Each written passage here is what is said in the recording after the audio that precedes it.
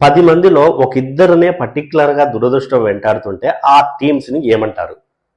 పోనీ ఇన్ఫ్యాక్ట్ 8 టీమ్స్లో ఒక 2 టీమ్స్నే దురదృష్టం ఎప్పటికీ వెంటాడుతుంటే ఆ 2 టీమ్స్ని ఏమంటారు?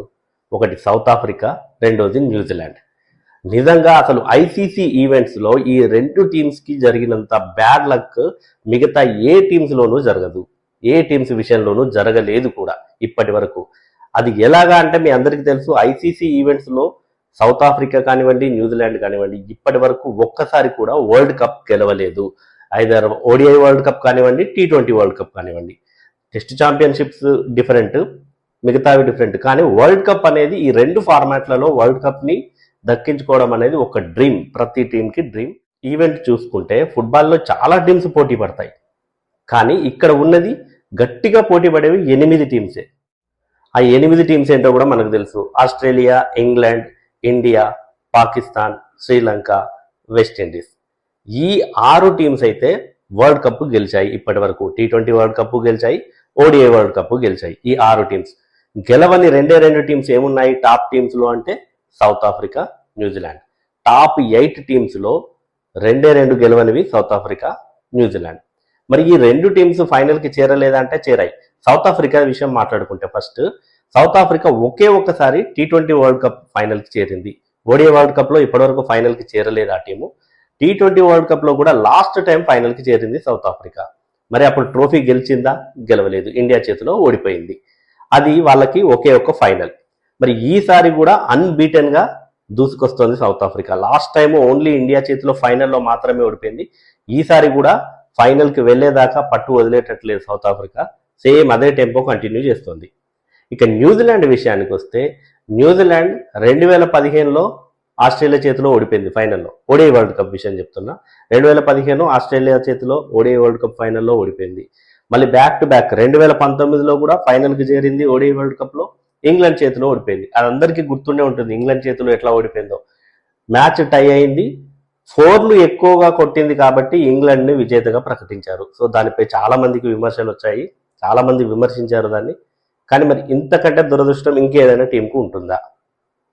మ్యాచ్ టై అయింది, 4ల ప్రకారం విజేతను నిర్ణయించడం అనేది అయితే ఎవరు కూడా అంగీకరించరు. సరే, రూల్స్ అట్లా ఉన్నాయి కాబట్టి దాన్ని ఇంకా ఎవరు కూడా ఏం చేయలేకపోయారు. అది తర్వాత 2015, 2019లో ఓడిఐ వరల్డ్ కప్లో ఫైనల్కి వెళ్ళింది, ఓడిపోయింది న్యూజిలాండ్. 2021లో T20 వరల్డ్ కప్లో ఫైనల్కి కూడా వెళ్ళింది. మళ్ళీ ఆస్ట్రేలియా చేతిలో, ఈసారి విలన్ ఆస్ట్రేలియా చేతిలో ఓడిపోయింది. గత 10 ఏళ్లలో 3 సార్లు ఫైనల్కి వెళ్ళినప్పటికీ కూడా ట్రోఫీ గెలవలేకపోయింది న్యూజిలాండ్. సో మరి ఈ 2 టీమ్స్ ఇప్పుడు సెమీఫైనల్ ఆడబోతున్నాయి.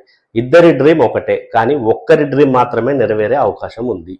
ఎందుకంటే 2 టీమ్స్ ఫైనల్ చేరే ఛాన్స్ లేదు కాబట్టి ఇక్కడే ఎవరో ఒకరు ఇంటికి వెళ్ళిపోవాలి, ఒకరు మాత్రమే ఫైనల్కి వెళ్ళాలి. అంటే ఒక్కరి కళ మాత్రమే నిజమవుతుంది.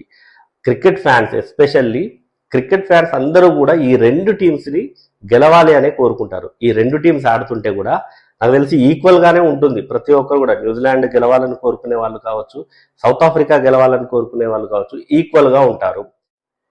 ఈ టీంని హేట్ చేసే వాళ్ళు చాలా చాలా తక్కువ మంది ఉంటారు, ఇన్ఫ్యాక్ట్ ఉండరు. మరి అట్లాంటి టీమ్స్ మధ్య మ్యాచ్ జరగబోతోంది. మ్యాచ్ డీటెయిల్స్లోకి వెళ్తే, ఈ మ్యాచ్ ఈడెన్ గార్డెన్స్లో జరుగుతోంది.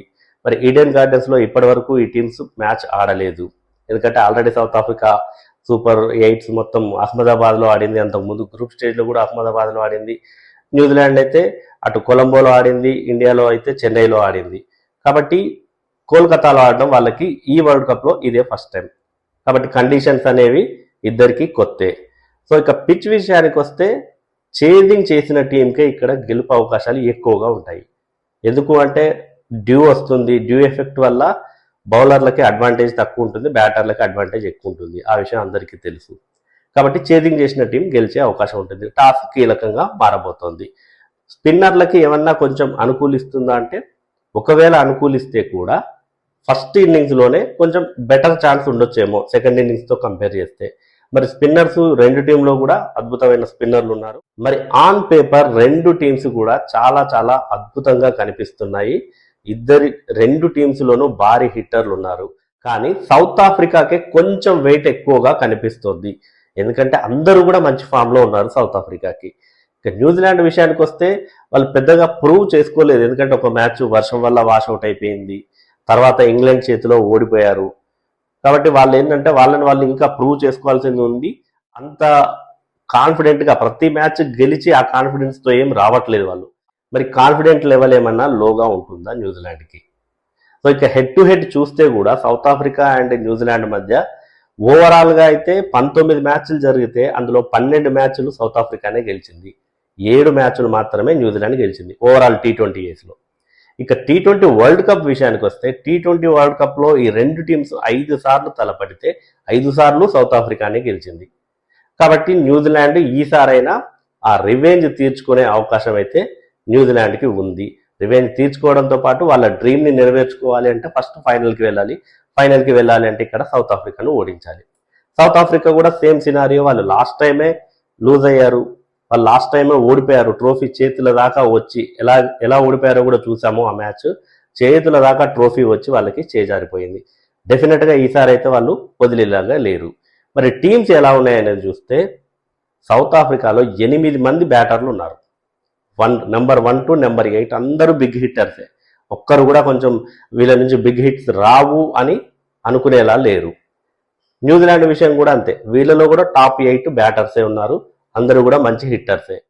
ముందుగా సౌత్ ఆఫ్రికా చూస్తే Quinton de Kock, Ryan Rickelton, Aiden Markram, Dewald Brevis, Tristan Stubbs, David Miller, Corbin Bosch, Marco Jansen, Keshav Maharaj, Lungi Ngidi, Kagiso Rabada.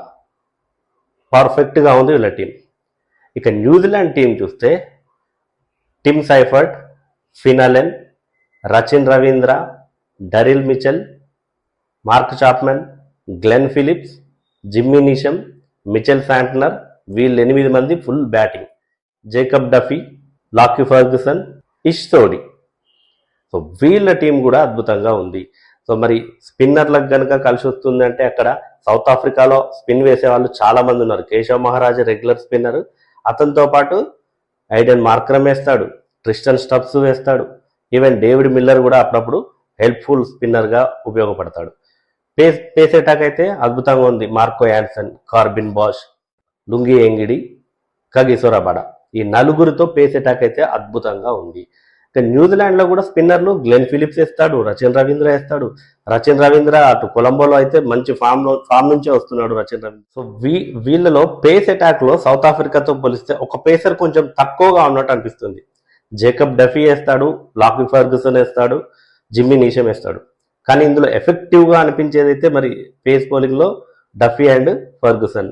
Jimmy Neesham medium pacer లానే ఉంటుంది, సో తను ఎఫెక్టివ్గా ఉండగలుగుతాడు. డరెల్ మిచెల్ కూడా వేస్తాడు. కాబట్టి సో వీళ్ళతో పోలిస్తే పేస్ అటాక్ కొంచెం వాళ్ళదే స్ట్రాంగ్గా ఉంది సౌత్ ఆఫ్రికాదే.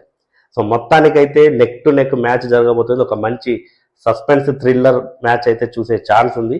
మరి ఇందులో గెలిచిన వాళ్ళు ఫైనల్ ఎవరితో ఆడతారన్నది ఇండియా ఆర్ ఇంగ్లాండ్లో ఎవరితో ఫైనల్ ఆడతారన్నది కూడా మళ్ళీ నెక్స్ట్ ఇండియా ఇంగ్లాండ్ మ్యాచ్తో డిసైడ్ అవుతుంది. మరి ఈ మ్యాచ్లో ఎవరు గెలుస్తారు, గేమ్ చేంజర్ ఎవరు అవుతారన్నది కామెంట్ చేయండి.